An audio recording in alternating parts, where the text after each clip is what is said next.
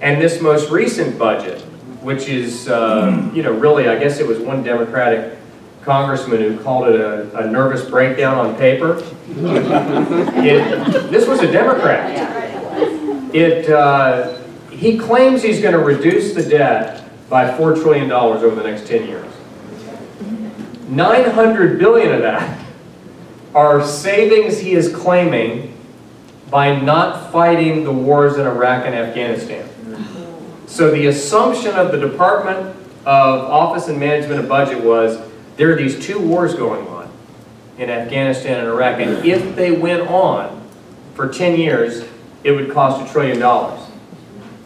Wave a magic wand. We're not going to do that anymore. That was one of the $4 trillion. The two of the $4 trillion was the money they claimed they were going to save by not extending the Bush tax cuts. Well, the fact of the matter is, under current law, the Bush tax cuts expired on January 1, 2013. Number two, he has never proposed repealing or allowing to expire all the Bush tax cuts, only those for the wealthiest Americans, and only the income tax rate from 36 to 39 or 35 to 39. The marriage penalty, the child tax credit, just about all the other tax cuts, he says he wants to keep. So 3 of the 4 children is a total lie, total smoke and mirrors. So he can't run on his fiscal record. He can't run on his economic record. Let's look at his foreign policy record. How are we doing overseas? So if you can't run on your economic record, you can't run on your foreign policy record, there's only one kind of campaign to run. And that is a scorched earth, negative, tear down the Republican nominee campaign. And that's all this is going to be. Make no mistake about it. I don't care if it's Newt or Santorum or Romney. They are already, they've already got those ads in the can, and they're coming with a knife and an out. That's what this fight is going to be like. And let me just tell you something. Don't underestimate Obama and don't underestimate his team. There is nothing they will not do to win an election, and there is no way a guy who moved to the south side of Chicago via a wealthy prep school in Hawaii and Harvard Law School and showed up and didn't know a soul. All right, my mother grew up in Chicago, okay? I know a little bit about Chicago politics. And within 10 years, he had climbed the craggy rock of the Daley Machine, was in the United States Senate, and then took on the Clinton machine and beat him like a drum. This guy is as tough and as mean and as cynical as any politician you'll ever see. There's nothing he's not willing to do. And if you don't believe me, just look what he did this week on the super PACs. He had the Supreme Court sitting right in front of him at the State of the Union address a year ago, and he said this decision is a threat to democracy and will allow foreign corporations and special interests to dominate our politics. A year later, sign me up.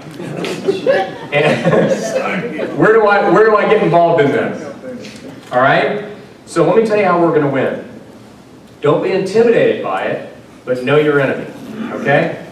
Number one, we're going to run on a message that is not just anti-Obama, but it is a forward-leaning, conservative reform agenda that will jumpstart this economy, unleash the entrepreneurial energy of the American people, open up the floodgates of opportunity like we haven't seen since the Reagan era, and put tens of millions of people back to work.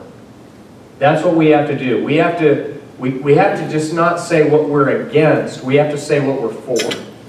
And we have to have a plan that will delimit government, increase liberty, ensure that we win the war on terrorism, and that we provide the right incentives for people to once again risk not just capital, but their lives and their families, because that's what really small businessmen and women do. I mean, 85% of the jobs are created by employees with 250 or fewer employees. It's really the small businessmen and women And if you look at the churn of a dynamic market economy, do you know that every year in America, 20 million jobs disappear? 20 million. 20 million jobs disappear because various things happen. I mean, look at what's happening to BlackBerry right now. I mean, they basically invented the smartphone. And they have fallen so far behind the innovation of people like Apple that an entire industry is changing so fast that if you blink, you miss it. That's what happens in a dynamic economy. So you can't have people wondering, well, gosh, if I hire an employee, what is the fine going to be from Obamacare if I don't give the right set of benefits to my employees? What's the tax rate going to be? Nobody knows.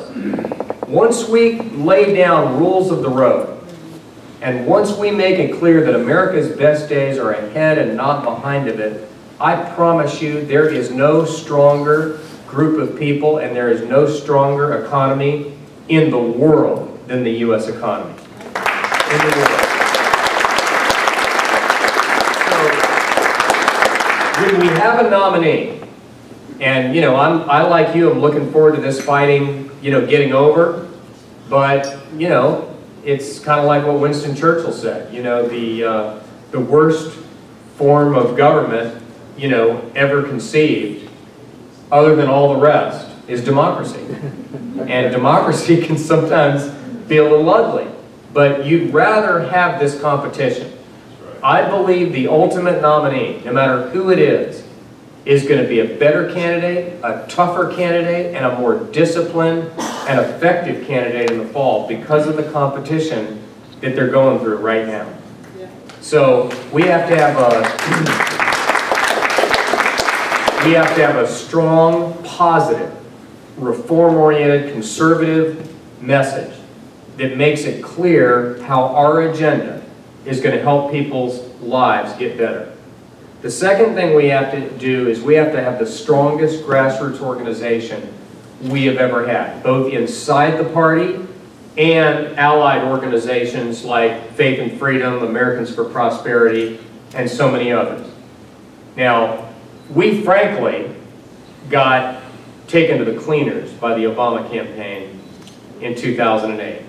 I mean, it was candidly, in some places, it was embarrassing. My home state of Georgia, which George W. Bush carried by 16 points, Obama added in 2008 442,000 net Democratic votes to the 04 baseline. 442,000. Okay? We were basically running the Indy 500, you know, in a late model Buick. And between what they did online, what the labor unions did, what they did in terms of voter registration, voter mobilization, when you went to go hear Obama speak at, I guess at that time it was called Invesco Field in Denver. They now refer to it as Tim Tebow Stadium. So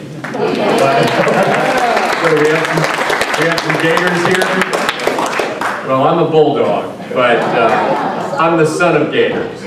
So my parents are both Gators. So Georgia-Florida weekend at our house is very interesting because my parents are Gators and their 3 children are Bulldogs.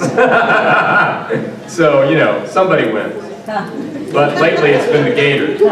But in any event, that night, 80,000 people filed into that stadium to hear Barack Obama formally accept the Democratic nomination for president. And it was free of charge. You had to have a ticket, but there was no charge. But before you could get in, you had to write down your name, your zip code, and your cell phone number. They got 80,000 cell phone numbers in one night at one event. During that campaign, Barack Obama had 13 million unique emails and 14 million unique cell phone numbers. I knew we were going to lose when I was, you know, wherever I was, somewhere. I flew back to Atlanta. I don't know if you've ever flown through the Atlanta airport, but you know, you have, maybe a few of you, you know, you have those subways that run on the ground, the trains that take you from, you know, from different concourses. And I'm riding the train to baggage claim. And this guy is standing next to me, and he turns to the guy next to him and he goes, hey, he goes, I just got a text from the Obama campaign asking me for a contribution. Watch this. He scrolled down, he hit $20, held it up. Look at that. I knew right then. Okay, so what we have to do is what you're talking about doing here tonight. Every precinct has to have a precinct chairman. We have to get every single early and absentee voter identified. We got to get those votes banked. We have to knock on every door. We have to call everybody. Sid was mentioning when I was chairman of the Georgia Republican Party, that was how we did it. We got outspent 7-1. We ran a guy who was a former Democrat named Sonny Perdue for governor against an incumbent Democrat who spent $21 million to R3. The Democrat went on the air in April and never went dark. Imagine that. 1,000 gross rating points, which means the average person saw that ad 10 times a week for 8 months. And so we said, look, there's no way we're going to be able to compete with media. There's no way we're going to be able to compete with money. So we trained 5,000 people. Sonny Perdue had his own airplane. He was a pilot. It wasn't anything fancy, you know, but it was one that could get him around. And he flew around and did grassroots events, and our 5,000 volunteers knocked on 250,000 doors in the weekend prior to the election. The final published poll on the Sunday before the Tuesday showed, it was a Zogby poll, showed that Sonny Perdue was going to lose by 13 points. He won by 8. They were only off by 21 points. Now let me tell you why that happens. It happens because all a pollster does is guess who's going to go to the polls. They create a hypothetical turnout model based on what? Based on who came out, usually in the last 2 elections.